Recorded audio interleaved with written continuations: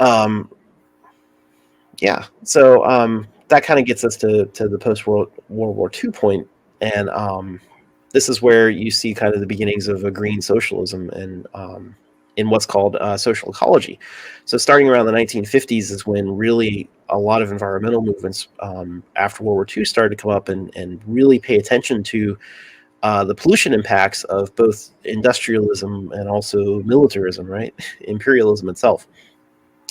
And at this time period, unfortunately, a lot of socialist groups that, probably coming off of, what had happened in the previous few decades, um, they were kind of reorganizing, and a lot of them didn't not necessarily even consider environmental things to be an important part of working class struggle. They actually considered it to be like, oh, that's actually like a rich person, a bougie thing.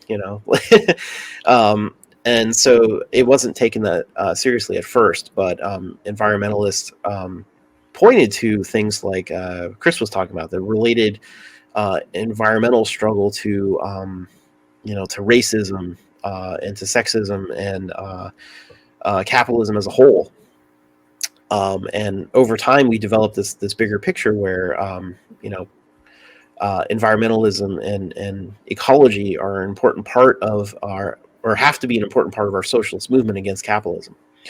And so one of the big names during time period is Murray Bookchin, who originally in his youth started as various Marxist socialist things, tendencies, became frustrated with those party structures, and then tried to become an anarchist, and then became frustrated with the way they organized, and said, all right, we're going to have to rethink this whole thing. We're going to have to rethink the whole socialist project for the modern era to accomplish our goals, because these old organizing methods are not working in the modern era. We have to rethink what we're doing.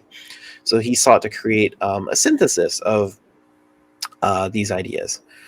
So you see a lot of the Marxist and anarchist sides of things in green socialism, combined with a better understanding of ecology and how human society relates to nature. And the key point that he made is that all of our environmental problems are really at their heart social problems.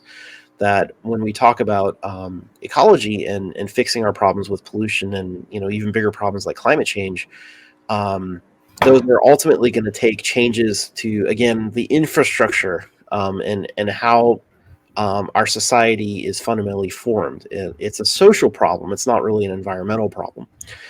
So we have to focus on changing those social relationships if we're going to create an ecological society.